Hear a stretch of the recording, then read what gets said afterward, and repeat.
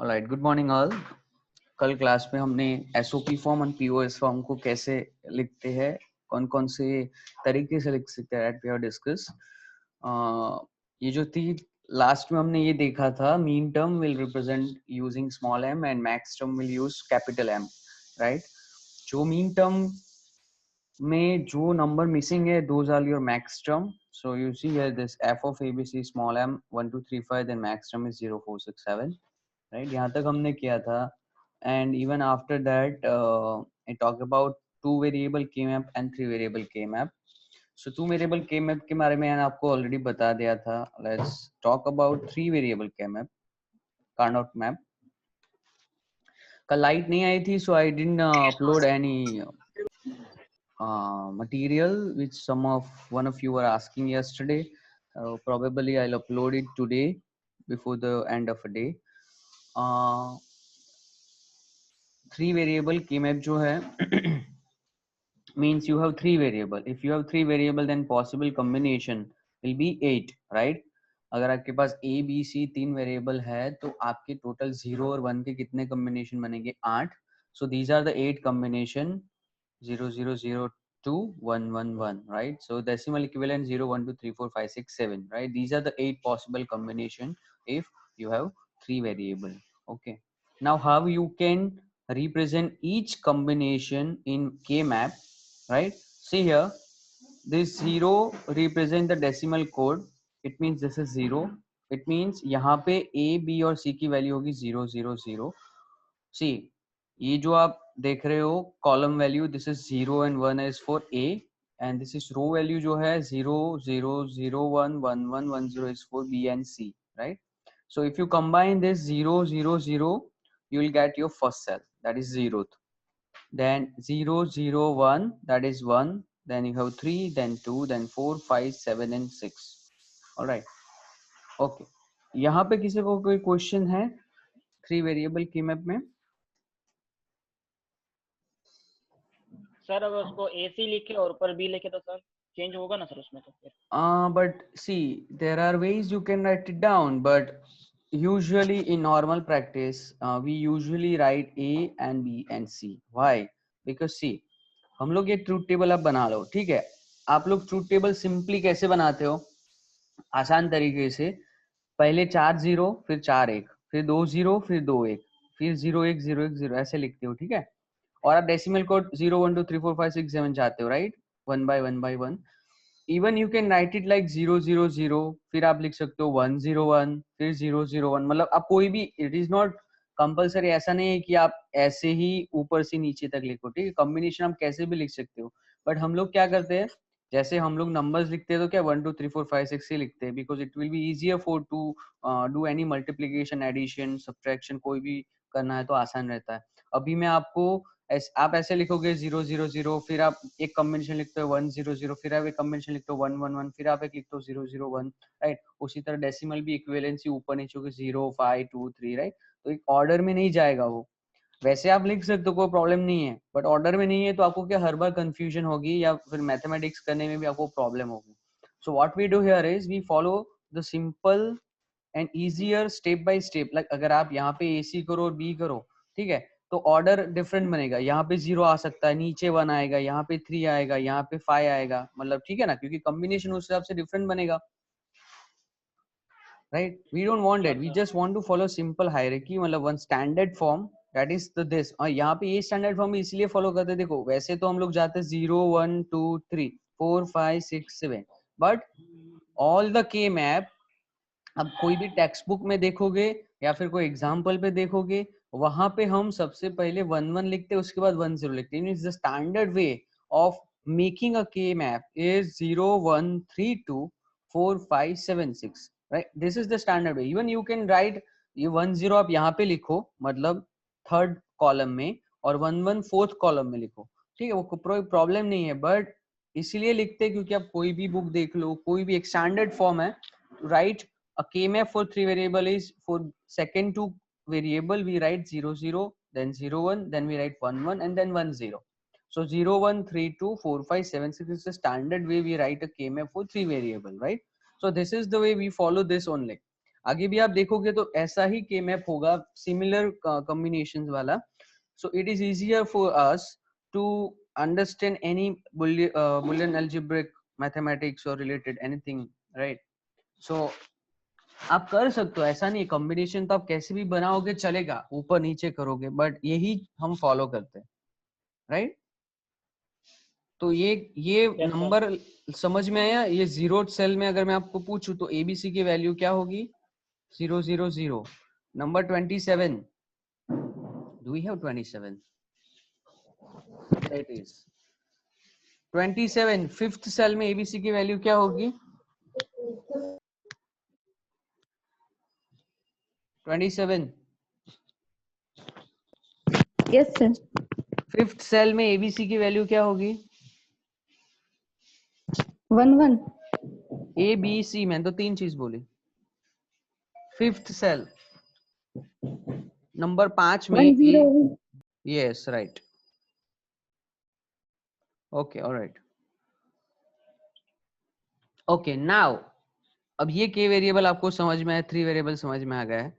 See the possible mean terms and max term of a 3 variable function abc are m0 is equal to a bar b bar c bar, m1 is equal to a bar b bar c, m2 is equal to a bar b c bar, m3 is equal to a bar b c.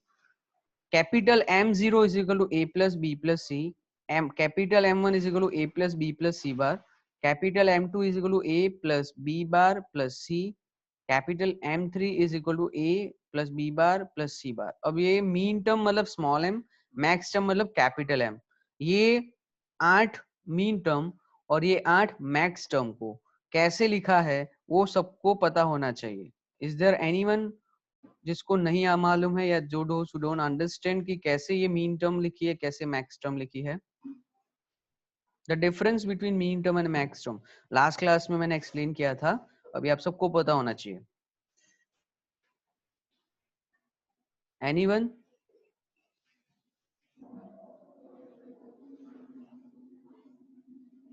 कोई ऐसा है जिसको min term और max term जो लिखी है, these are the 8 min term है and these are the 8 max term है.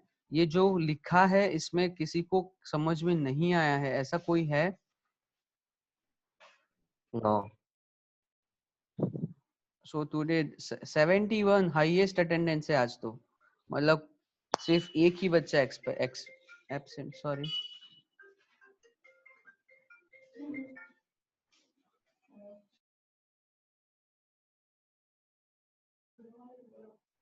हेलो,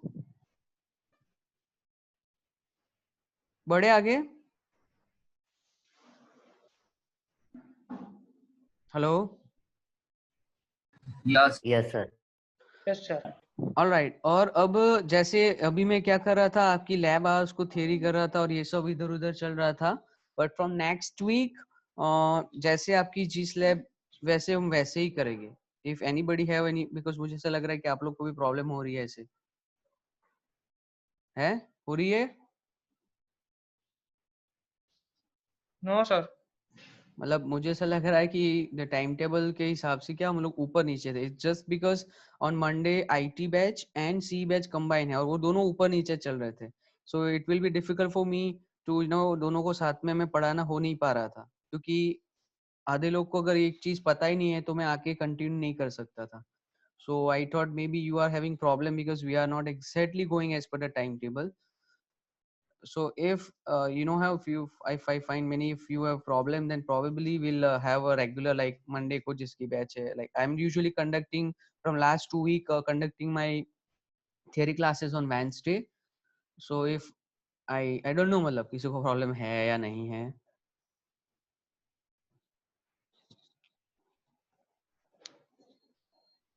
Because maybe आपको ऐसा लग रहा होगा ना कि मतलब देखो इसलिए कि थियरी क्लास है, तो थियरी क्लास में कभी को ऐसा लग रहा है कि नहीं हमको सिर्फ बैच में ही पढ़ना है, तो हम बैच में भी अभी लैब तो हम बैच में ही करने वाले हैं from next week. But once अगर ये सब आना चाहिए, see this is the thing you are going to use in your second experiment, right?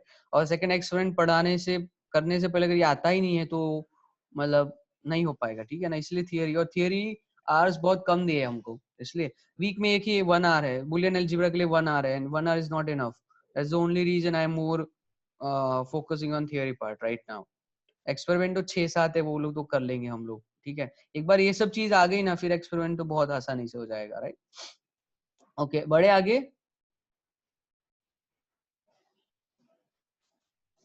Yes, sir. Okay, minimization of switching function. Usually this is the new chapter, but it is nothing but the K map only, Carnot map.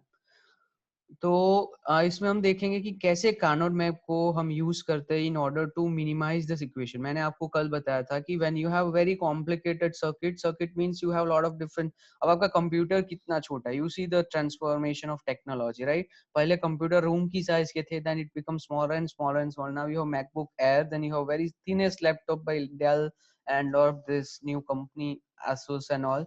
So you see there कि minimization जो हो रहा है, right, it function उसके बढ़ रहे हैं, right. They are function, they are multitasking and reducing their size. It is due to the advancement in nano technology. Nano technology is nothing but miniaturing the devices in order to have a better performance and reducing the size. So we were it happens only after the discovery of transistor. जब 3 legs transistor जो आपको मैं इतना आपने सुना होगा, because of that बहुत सारे इलेक्ट्रिकल कंपोनेंट जो थे उसकी साइज रिड्यूस होने लगी, मल्टीटास्किंग होने लगे. And basically after this gates and all, मतलब आप देखोगे तो कंप्यूटर की जो फंक्शनिंग वो काफी कॉम्प्लिकेटेड होती है. And if we use more number of gates, it means we used to we can use more number of resistor transistor, means the costing is high. What we are doing is we are minimizing the equations, मतलब general form लाने की try कर रहे हैं और उसके लिए हम डिफरेंट डिफरेंट मेथड देख रहे हैं. One of them is Karnaugh map. So we see how Boolean expression can be simplified algebraically, but being not a systematic method, we can never be sure whether minimal expression obtained is the real minimal or not. The effectiveness of algebraic simplification depends on our familiarity with it and ability to apply Boolean algebraic rules, laws, and theorem. The Carnot map, Carnot बोल सकते हो आप, Karnaugh, Karnaugh map method, on the other hand, is systematic method of simplifying the Boolean expression. The K-map is a chart or a group of composed of an arrangement of adjacent cell, each representing a particular combination of variable in sum or product form. An n variable function can have 2 to the power n possible combination product term in SOP form and 2 to the power n possible combination of sum term in the POS form. Since the K-map is a graphical representation of Boolean expression, a 2-variable K-map will have 2 to the power 2 is equal to 4 Celer squares. A 3-variable K-map will have 8 Celer square and 4-variable will have 16 Celer and so on. Okay, ये समझ में आ गया, मतलब simple मैंने आपको एक बार पढ़ के बताया है. Like अगर आप बुलियन एक्सप्रेशन जो है आपकी जो सर्किट है आपने उसका बुलियन एक्सप्रेशन लिखा, फिर आप वो सिंप्लीफाई करते हो अप्लाइंग द जो लॉज और एक्सियम्स और जो थियरी मैंने आपको बताई है इसके पहले 2 लेक्चर्स में, and then you get the simplified form, right? But you're not sure whether it is the true one or not. There is another method, that is what I am teaching you right now, that is Carnot map, that is K-map method. K-map method में मैंने आपको बताया कि एक cell बोलते हैं, adjacent cell, right. Cell किसको बोलते हैं? 0 1 2 3 0 5 6 7 8 वाला जो आपका था वो था आपका सेल. ऑलराइट. और अगर n वेरिएबल है तो पॉसिबल कॉम्बिनेशन आपको पता 2 टू पावर n होते हैं. If you have 2 variable you have 4 possible combination, right. आपका if you have 3 then it's 8, if you have 4 then that's 16. तो जितने पॉसिबल कॉम्बिनेशन उतने सेल आपके होंगे, ठीक है. थोड़ा बहुत बेसिक आइडिया मैंने आपको पहले ही दे दिया है, बट अच्छा यहाँ पे ऐसा कुछ है जो किसको समझ में ना आ रहा हो?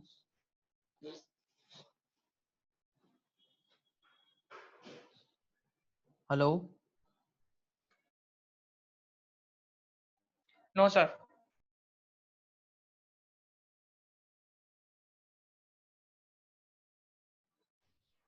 ऑलराइट, आगे बढ़े. Yes.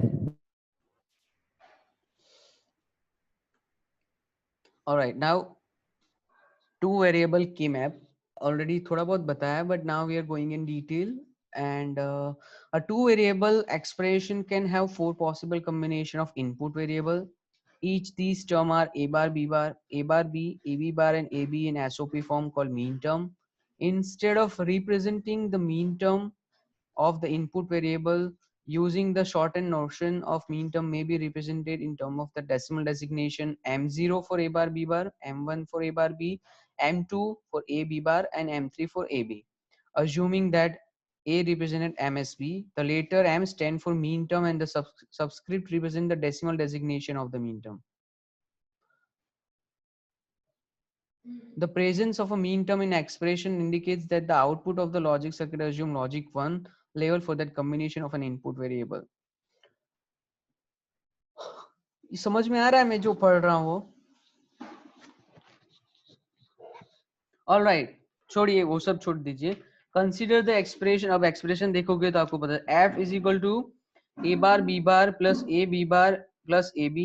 It can be expressed using mean term as m0 plus m2 plus m3, or you can write it as summation f m0 2 3.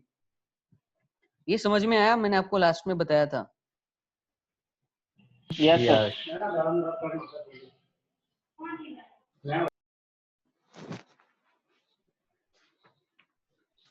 Okay, so it can also be represented as shown in truth table. You have 0 0 0 1 1 0 1 1 combination. Those mean term which is present, you can write 1 for that. So 1 0 1 1 output में लिखा है. ये समझ में आया कैसे function?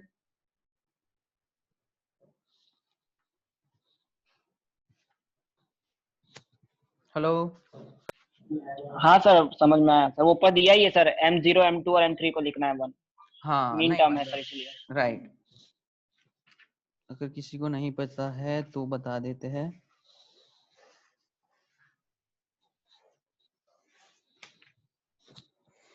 All right. The first column indicate the mean term designation. The second column represent the input कम. वही चीज लिखी है. One in the output column indicate the output that particular. वो जो चीज ऊपर लिखी है ना वही चीज लिखी है. तो ये मैं पढ़ा वो खुद से कर लेना जब मैं नोट्स दूंगा. बट इन शॉर्ट ये जो ट्रूथ टेबल दिया है ना वो कैसे लिखा है वही चीज एक्सप्लेन की है. ओके आगे बढ़ते हैं. Mapping of SOP expression in two variable. Right. Sum of product. अब एसओपी मतलब आपको दिमाग में आ जाना चाहिए मैं कैसे एक्सप्रेशन की बात कर रहा हूँ. सो मैपिंग कैसे करेंगे? If you have two variable, it means 4 possible combination. It means you have 4 square. And if you know कि उसको हम कैसे लिखते हैं, हमने पिछली बार देखा ही है. So यहाँ पे फोकस. मेरा एरो दिख रहा है ना, ये पॉइंट माउस का जो है वो? Yes, sir. Yes, sir. So if you have two variable, we write 0 and 1 for A, that is for column, and for row we write B variable, that is 0 and 1. तो हमारे पास 4 square होंगे. 0 1 2 3. Right. 4 square बन गए हमारे. 4 square में zero cell में क्या value होगी हमारी? 0 0, that is nothing but A bar B bar. Then we have first cell जो है उसमें वैल्यू क्या होगी? AB की 0 1, so we can write A bar B, then A B bar, then AB, because here we have 1 1. यहाँ पे समझ में आया? पहला मीन टर्म जो लिखी है वैसे पहले स्क्वायर में.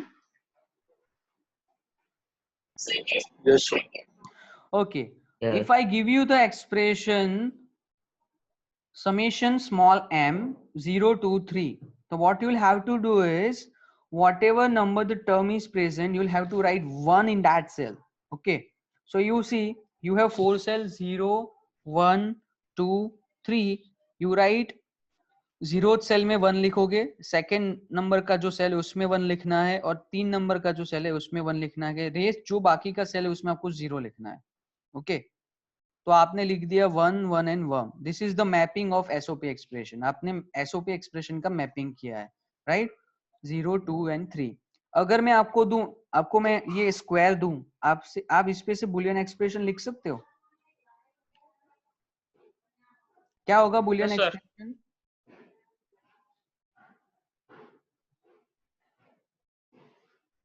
अगर यही मैं आपको दूं कि write down a boolean expression from above K map, तो आप क्या एक्सप्रेशन लिखोगे in terms of A and B?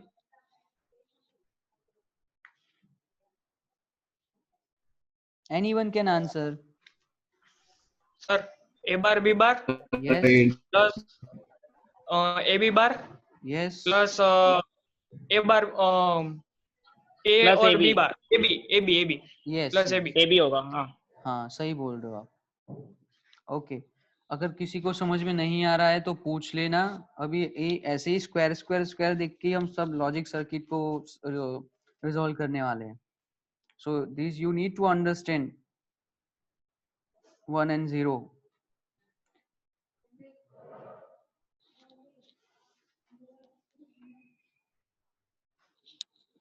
All right, this is one example. Map the expression a bar b plus ab bar. तो आपको पता है कौन सी term है. This is m1 and m2.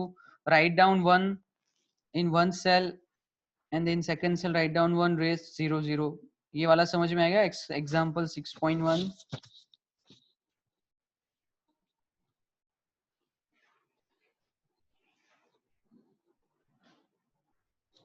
समझ में आ रहा है? Yes sir, yes yes sir. Sir. All right. Okay. अब ये जरूरी है समझना. अभी अब आगे मैथमेटिक्स भी आएगा इससे रिलेटेड, थोड़ा बहुत आएगा, ज्यादा नहीं आएगा. टू मिनिमाइज, अब देखो हमें क्या करना है. We just want to minimize our expression. आपने पहले मिनिमाइज भी किया है. कैसे किया है? बुलियन एक्सप्रेशन जो भी था उसमें आपने बुलियन अलजेब्रा के जो लॉस थे, थ्योरम थे, एक्सियोम्स थे, वो यूज करके मिनिमाइज करते थे, राइट. ए प्लस ए बार क्या होता है, ए डॉट ए बार क्या होता है, 1 प्लस एनीथिंग क्या होता है, और वो सब आपको पता, मिनिमाइज करते थे बुलियन एक्सप्रेशन को. Now you have to minimise the expression using K map. What and how, that is, देखो, to minimize a Boolean expression given in SOP form by using K-map, we have to look for adjacent square having ones, that is mean term adjacent to each other, combine them to form larger square to eliminate some variable. Two squares are said to be adjacent to each other if their mean term differs in only one variable. For example, in two variable K-map, M0 and M1, that is a bar b bar and a bar b differ only in variable b, and a bar is common into both of them, so they may be combined to form a 2 square to eliminate the variable b. समझ में आया ये?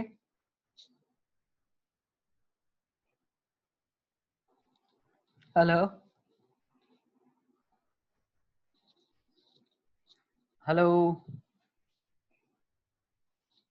Yes, sir.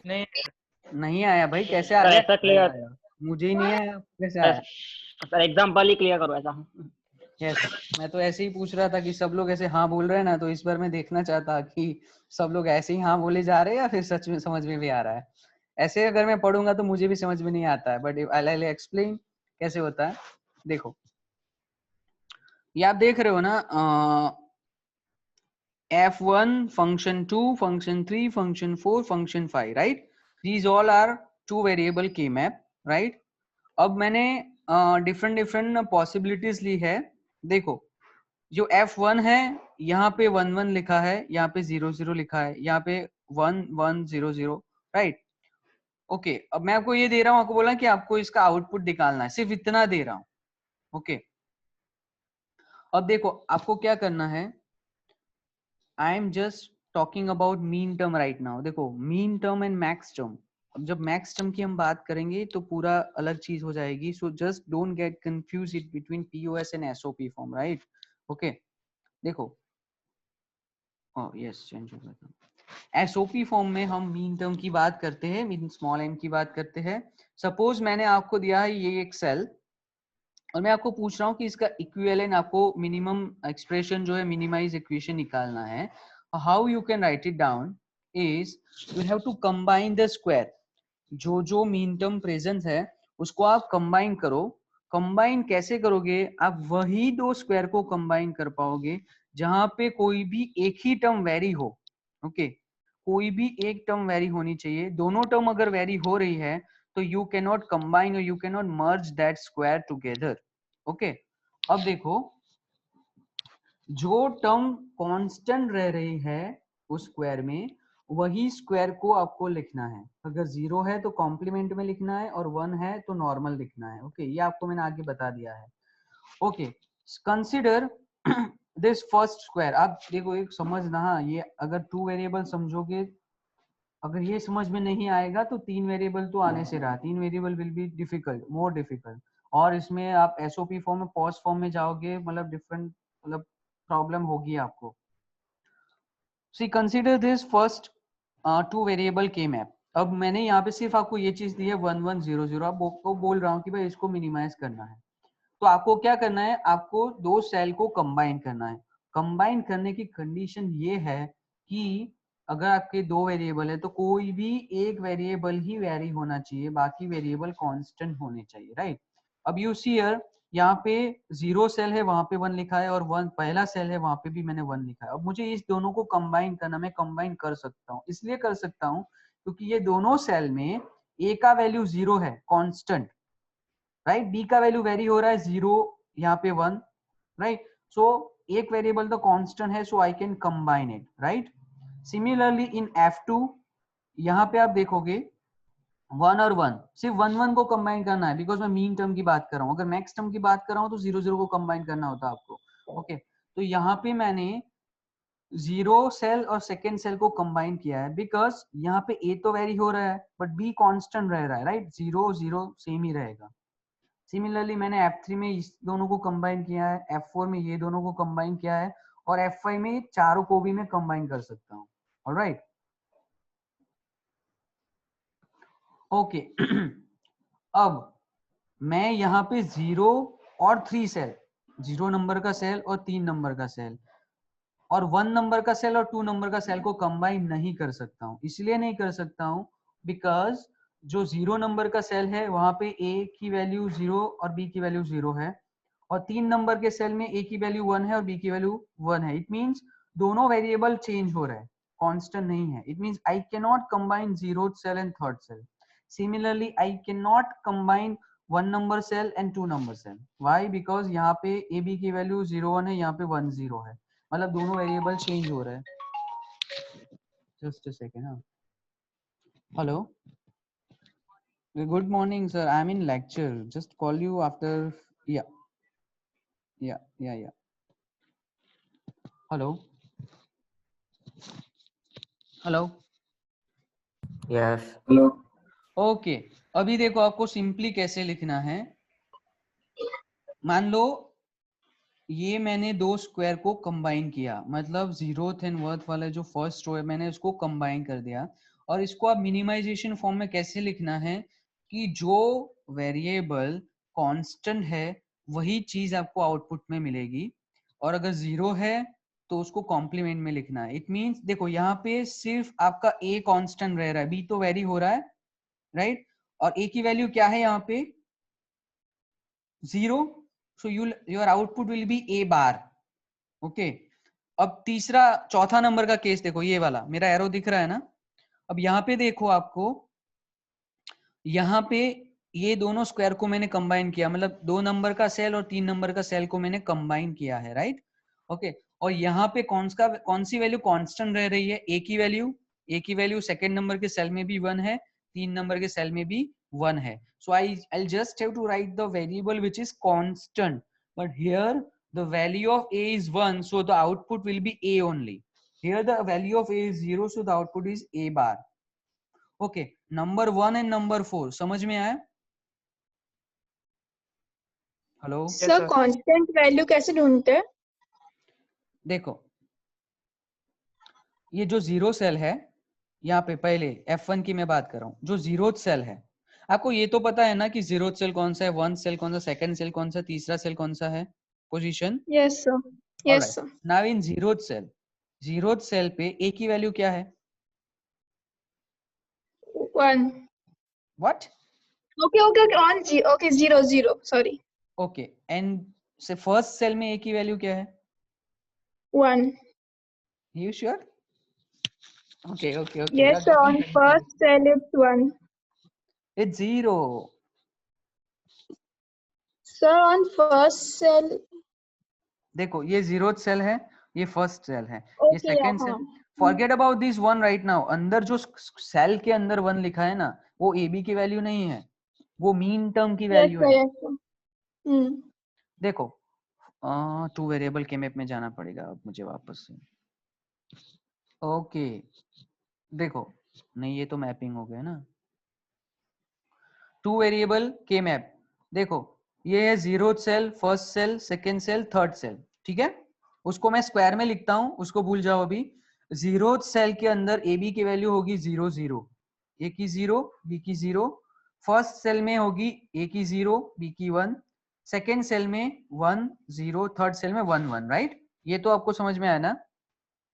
Yes, sir. Alright, इसके अंदर जो लिखा है ना ए बी फॉरगेट, उसको भूल जाओ। Okay, Yes, sir. जो 0th सेल है, राइट? मेरा एरो चाहिए, Yes, sir. एरो।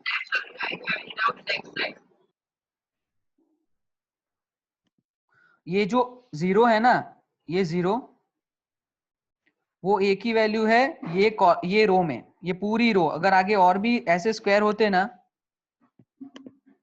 अगर ऐसे स्क्वायर होते, सॉरी मेरा स्ट्रेट नहीं जा रहा है, ऐसे स्क्वायर होते, सॉरी मैं कुछ अलग ही कर रहा हूँ। ऑलराइट, ये 0 की वैल्यू एक ही है, जो 0th सेल में भी 0 रहेगी, फर्स्ट सेल में भी 0 रहेगी, निकाल देने दो। अब जो 0th सेल है ना ये वाला, उसमें ए की वैल्यू 0 है, जो फर्स्ट सेल है उसमें भी ए की वैल्यू 0 ही है, Yes, sir. सेकेंड सेल में ए की वैल्यू 1 है, थर्ड सेल में भी ए की वैल्यू 1 ही है। मतलब this 1 represent the value of A in each row, सारी की पूरी रो। अगर इसके 3 नंबर के बाद 4 नंबर होता आगे, मतलब चलते रहते ना ऐसे, तो पूरी रो में ए की वैल्यू 1 ही दिखाती है। और ये बोलता है कि पूरी रो में ए की वैल्यू 0 होगी, ये वाली में। ये बी जो लिखा है वो बताता है कि पूरी कॉलम में, मतलब आप नीचे जा रहे हो, बी की वैल्यू 0 होगी, और ये पूरी कॉलम में बी की वैल्यू 1 होगी। समझ रहे हो? Yes, sir. अब आप कंबाइन बनाओगे, कॉम्बिनेशन बनाओगे, राइट? तो 0th सेल में ए बी की वैल्यू होगी 0 0, पहले सेल में ए बी की वैल्यू होगी 0 1, यहाँ पे सेकेंड सेल में ए बी की वैल्यू होगी 1 0, और यहाँ पे होगी 1 1। ये समझ में आ रहा है? Yes, sir. पक्का? Yes, sir. ओके, तभी Yes. आगे बढ़ेंगे।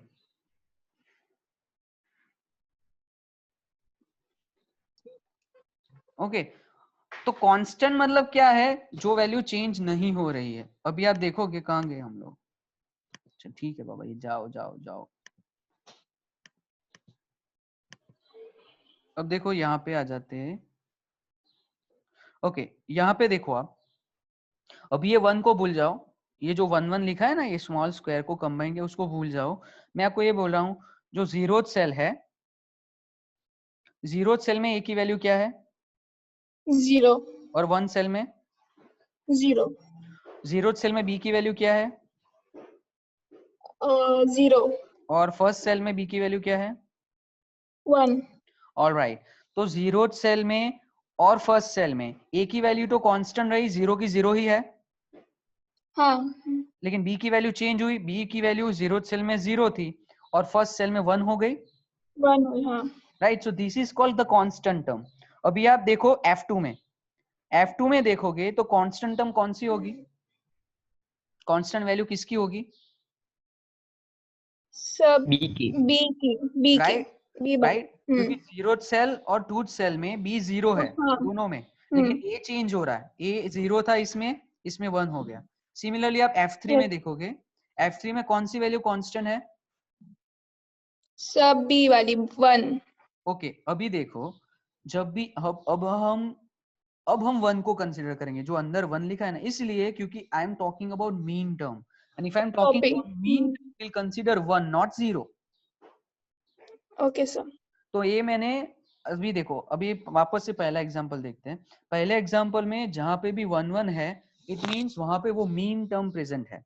अभी 0 को मत कंसीडर करो, 0 अब तब कंसीडर करेंगे जब हम मैक्स टर्म की बात करेंगे, ठीक है? I'm just talking about mean term. It means I'm just want to focus on my ones. जहां पे भी जो भी सेल में 1 प्रेजेंस है, मुझे उसके साथ कुछ करना है, मुझे उसके साथ कुछ मैथमेटिक करना है, ठीक है? I am just focusing on 1। तो वहां पे, यहाँ पे 1 है, यहाँ पे 1, मुझे इस दोनों को कंबाइन करना है। मैं कंबाइन तभी कर पाऊंगा जब भी दोनों में से कोई एक वेरिएबल कांस्टेंट हो, या फिर कोई एक ही वेरिएबल वेरी हो रहा हो। तो मैंने इसीलिए बोला कि मैं 0 और 3, मान लो मैंने 3 नंबर में 1 लिखा होगा, तो मैं 0 और 3 को कंबाइन नहीं कर पाता। क्यों नहीं कर पाता? क्योंकि वहां पे ए बी की वैल्यू 0 0 है, यहाँ 3 नंबर के सेल में ए बी की वैल्यू 1 1 है, मतलब दोनों वेरिएबल चेंज हो रहा है, मैं उसको कंबाइन नहीं कर सकता हूँ। मैंने अब इन दोनों को कंबाइन किया और जो टर्म कांस्टेंट है ना वही टर्म आपका रिजल्ट में आएगा। तो यहाँ पे देखो F1 में a कांस्टेंट है, 0 यहाँ पे भी है, 0 भी है, but we use 0 for bar, मतलब complemented form, so the output is a bar. Similarly आप F4 में देखोगे, F4 में a कांस्टेंट है क्योंकि b चेंज हो रहा है, बट a का वैल्यू 1 होगा यहाँ पे because the 1 that is it's second row, so the output is a only. F4 समझ में आया? Yes, sir. Now consider F2. In case of F2, your A is changing. देखो F2 में कहाँ पे 1 1 है, एक तो 0th सेल में 1 है और सेकेंड सेल में 1 है, और मैं उन दोनों को कंबाइन कर रहा हूँ। इन दोनों सेल को मैंने कंबाइन किया, कंबाइन करने के बाद मैंने देखा कि भाई A की वैल्यू तो चेंज हो रही है, A की वैल्यू इसमें 0 है, इसमें 1 है, so that is not work for me. What is not changing, that is B, that is यहाँ पे भी 0 है, यहाँ पे भी 0 है, तो मैं मेरा आउटपुट में B आएगा, बट कौन सी वैल्यू है, b की value is 0, so I need to write down bar, so output is b bar. Similarly F3 देखोगे आप, तो F3 में a की वैल्यू चेंज हो रही है, देखो नंबर 1 सेल जो है उसमें 1 है, नंबर 3 जो सेल है उसमें 1, इन दोनों को मैंने कंबाइन किया, a is changing, it is here 0, it is 1, but b is not changing, b की वैल्यू क्या है 1, तो output will be your b only. अब ये समझ में आया सबको, F1 F2 F3 F4? Yes sir. Yes, sir. यही चीज आप मैथमेटिकली भी प्रूव करोगे तो आंसर वही आएगा। देखो यहाँ पे अब मेरा एरो देखो, now you can write down F1 is equal to M0 plus M1। ये समझ में आया क्यों M0 प्लस M1 लिखा मैंने? Yes, sir. हाँ राइट। अब मुझे पता है M0 मतलब a bar b bar and M1 मतलब a bar b, so I write down a bar b bar plus a bar b। अब आप मैथमेटिक बुलियन अलजेब्रा अप्लाई करोगे, a बार को कॉमन निकाल दिया बाहर, b प्लस b बार क्या होता है, b प्लस b बार 1 होता है, तो One. Output, One. So answer क्या है आपका आकांक्षा? Sir, A bar. Alright, similarly you can solve F2। F2 में कौन कौन सी मीन टर्म प्रेजेंट है, 0 वाली और 2 वाली, राइट? ये यहाँ पे 0 and second, so I write down F2 is equal to M0 plus M2। M0 का expression a bar b bar होता है, M2 का होता है a b bar, again b common निकलेगा, b बार कॉमन निकले, sorry, so a plus a bar is 1, so the answer is b bar. B bar. Okay ये आप पूरा मैथमेटिक करते हो, लॉ लगाते हो, एक्सियम यूज करते हो, ये तो 2 वेरिएबल है इसलिए आसान है, 3 वेरिएबल है तो और डिफिकल्ट होगा, बट ये आंसर आपको सीधा के मैप से मिलता है। ये देखो जो मैंने रूल्स आपको बताया, if you just notice which variable is constant, right, and you know that for 0 हमको कॉम्प्लीमेंटेड फॉर्म लिखना है, for the value of 1 will write the normal not complimented form, right. तो ये के मैप क्यों यूज करते हैं और उसकी क्या एडवांटेजेस वो आपको समझ में आया? मतलब अगर आपको कोई बुलियन एक्सप्रेशन को, या लो आपको मैं दे रहा हूँ a बार b बार और प्लस a बार b को आपको सिंप्लीफाई करना है, तो आपको ये लॉ लगाना पड़ेगा और आपको फाइनल आंसर मिला, बट आपको सीधा अगर ये के मैप पता है and if you know the rules then you can easily find out the answer. मतलब अगर आप के मैप देखते हो तो आके आप देख के ही बता दोगे कि भाई अच्छा यहाँ पे 1 है, यहाँ पे 1 है, अगर ये दोनों को मैं कंबाइन कर सकता हूँ, हाँ कर सकता हूँ। कंबाइन करने के बाद कौन सी टर्म कांस्टेंट है, तो a कांस्टेंट है, a की वैल्यू क्या है, a की वैल्यू 0 है, तो answer is a bar. Similarly अगर आप ये के मैप देख रहे हो तो आपको क्या करना, अगर ये एक्सप्रेशन है, एक्सप्रेशन से भी आप शॉर्ट करके b बार ला सकते हो, बट आप अब easily just follow the trick, जहां पे भी 1 1 है उसको कंबाइन करो, इन दोनों को कंबाइन किया मैंने, आई एम चेंजिंग पे कौन सी वैल्यू चेंज हो रही है, कौन सी कांस्टेंट है, देखोगे तो b कांस्टेंट है और b की वैल्यू क्या है, b की वैल्यू 0 है, it means I have to write down the complemented form of b that is b bar. समझ में आया के मैप? Yes. देखो ये अभी 2 वेरिएबल है, अभी 3 वेरिएबल में जाएंगे, 4 तो डिफिकल्ट होती रहेगी चीजें, ये आप नहीं समझ रहे हो तो कृपया करके बता देना, क्योंकि ये बहुत इम्पोर्टेंट है और ये नहीं आएगा तो आगे कुछ नहीं आएगा। So I request, I can definitely, I don't mind explaining the same thing again one more time. If anybody have any problem, ask me.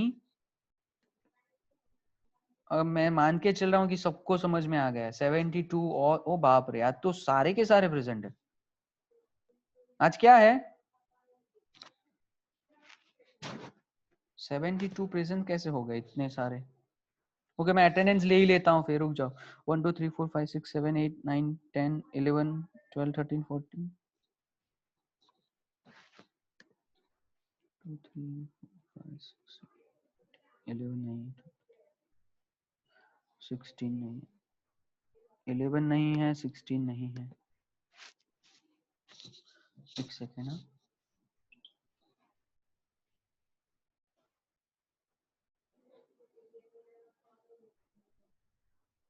ये मुझे कोई एब्सेंट नंबर बताएगा? नहीं, चलो मैं ये देख लेता हूँ। 11 16 40 है। 17 18 19 19 20 तो नहीं है ना? निकल गए ना? हाँ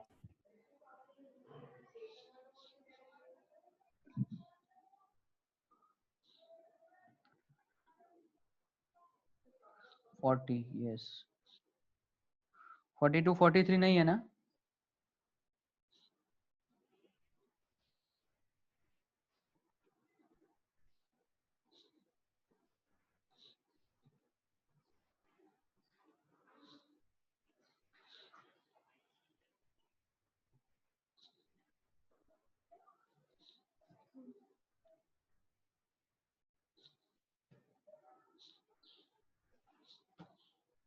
रिद्धेश समझ में आया? Yes sir. के मैप समझ में आ गया पूरा? हाँ sir. Very good. Alright, the new students, आप जो दो नए स्टूडेंट्स हो, आपको समझ में आ रहा है? Yes sir. पक्का समझ में आ रहा है? देखो, आप लोग को आज मैं नोट्स शेयर करूंगा एंड गो थ्रू इट। जहां जहां पे भी आप रुक रहे हो वो पॉइंट को आप नोट डाउन कर लेना। अब तो मैं एक्स्ट्रा क्लास सैटरडे को नहीं लूंगा। I suppose to take extra class today, but 2 variable के मैप तक मुझे सबको एक साथ करा देना था, वो हो गया आज। तो I am not taking extra class on Saturday and yeah you two students just go through it. कहीं पे भी आप अटक रहे हो, कुछ भी चीज समझ में नहीं आ रहा है, note it down and ask me in the lab hours any time you want, तो हम वो डाउट को क्लियर कर लेंगे, राइट? देखो अभी क्या हो जाएगा, अभी हम लोग पीओएस फॉर्म में जाएंगे तो वो के मैप उल्टा हो जाएगा पूरा, तो कंफ्यूजन और बढ़ेगी। और फिर 3 वेरिएबल में जाएंगे तो वो हमारा 8 वाला के मैप बनेगा। फिर 4 वेरिएबल में तो 16 सेल वाला के मैप बनेगा, और 16 सेल में बहुत सारे 1 आएंगे, राइट? तो आपको बहुत सारे सेल को मर्ज करना पड़ेगा। तो अगर आपको 2 मैप में समझ में नहीं आ रहा है ना, तो 3 वेरिएबल 4 वेरिएबल में और दिक्कत आएगी। इसलिए मैं बता रहा हूँ कि ये तो आना ही चाहिए। ये आएगा तो धीरे धीरे धीरे आपको मतलब समझ में आने लगेगा।